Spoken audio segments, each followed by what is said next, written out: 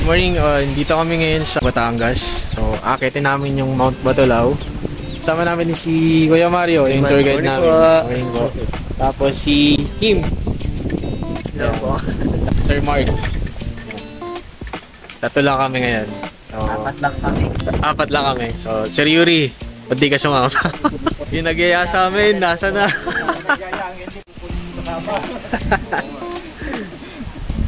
Kakastart lang namin ang hike.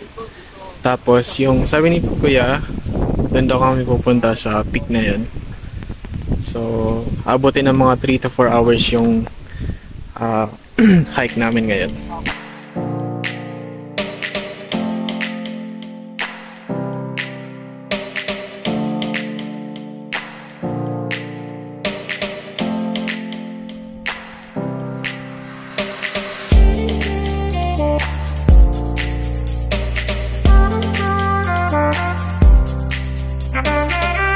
Doon sa taas meron halo-halo.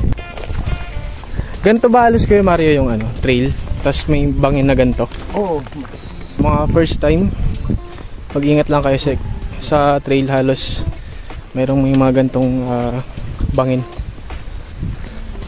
So buti na lang mainit yung panahon ngayon. Tsaka windy. So saktong-sakto. Para di naman tayo drain masyado sa pag-akyat. Kasama tayong tour guide din dito. Taas mo yan Kuya? Hindi, awasok ko na sa taas na. Lagi sumasama talaga sila. Uwi. Presidente na dito, no? Umiyak yan, tama na uli. Okay ka na, sir? So, yun yung pinaka-summit sa dulo na yun. Tapos tingnan nyo yung mga peaks na dadaanan namin.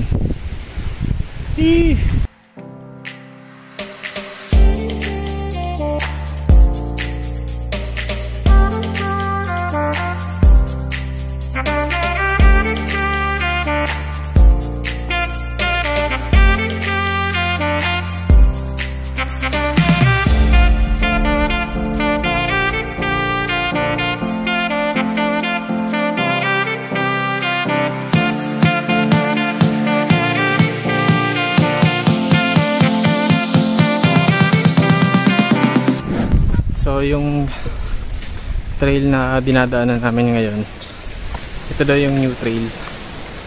So yung old trail is dito pa sa may baba na yan. So na-reach na namin yung peak 1. I think that's the peak 2. Sakto lang yung weather ngayon kasi hindi siya maulan, clear yung sky. As in, kahit saka tumingin, ang ganda ng view dito. Yan, singa doon, yun. So alam mo yun, aside from the weather, talaga nakakawala ng pagod yung view mo.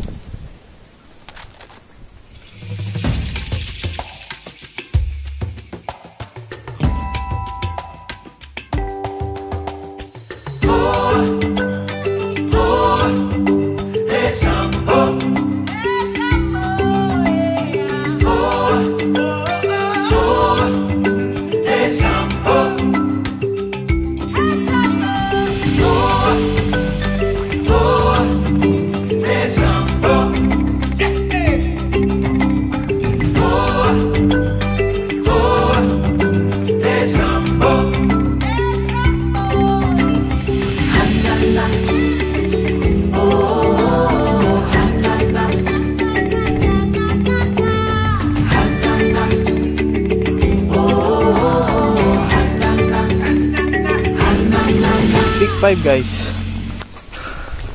So down to 5 kasi 10 peaks daw.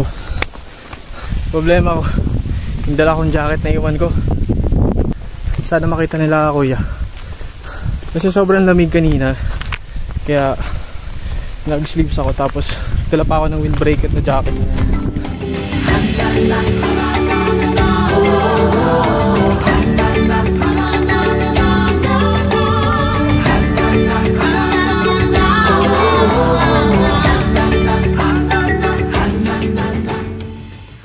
Ito yung camping site dito sa malapit sa Peak 5 or Peak 6. Yan.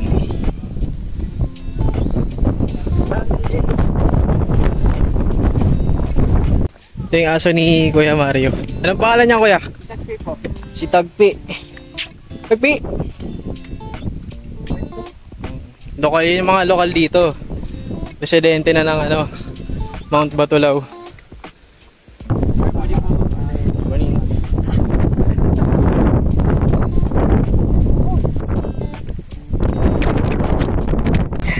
Kano yung kaya? 25. Kuya Mario! Kailangan natin yun. Kanina doon. Buto lang may buko dito sa Peak 9.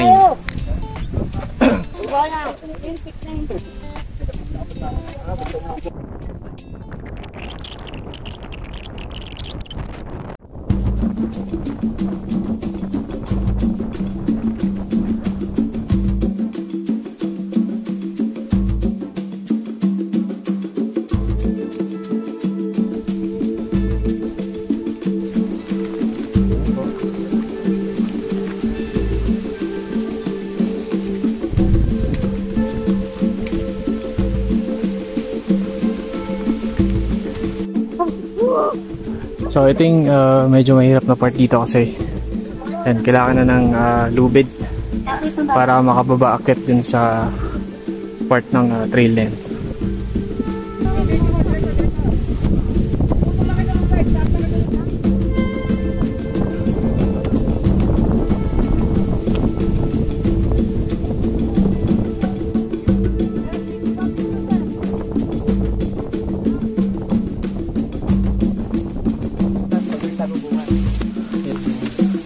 Gilid ka eh. Liko.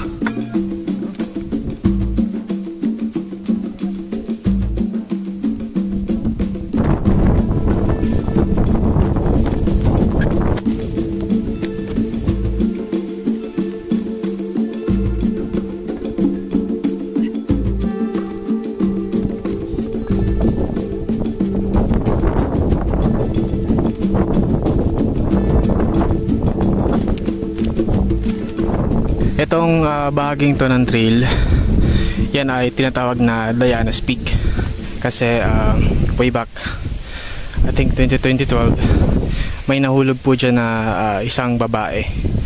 Habang nagpipicture siya dyan, nahulog siya. So from then, nirequired na rin ng LGU na magkaroon ng tour guide lahat ng mga aakyat dito. Dito na nagpicture si Diana, tapos nahulog siya dyan.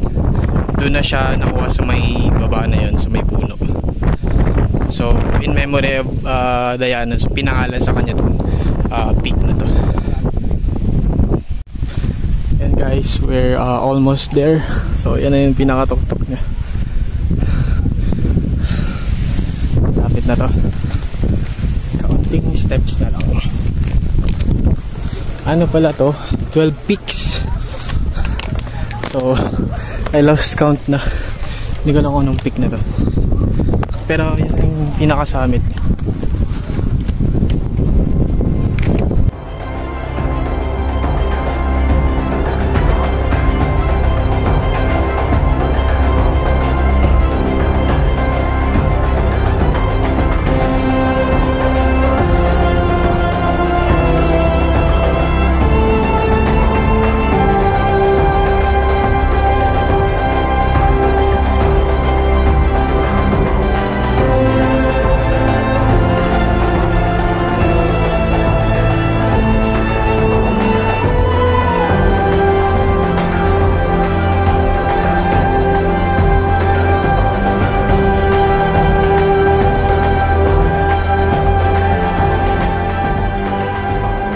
So dito kami sa may summit ng Mount Batulao. As you can see, no, sobrang ganda ng view. As in 360 pa yung view mo dito. Medyo madami lang tao ngayon kasi weekend. At ayan, meron pa sila dyang pwede kang mamili ng kape, ng cup noodles, ng tubig at ng buko. Tapos meron din sila ditong ano, halo-halo.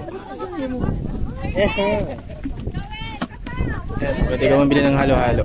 Doggy! Napakarang mo?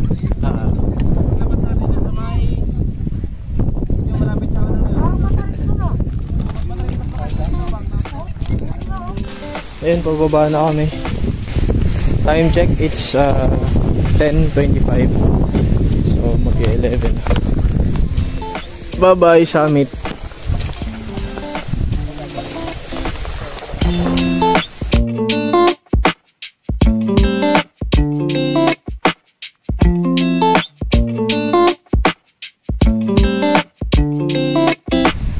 Ayun, update.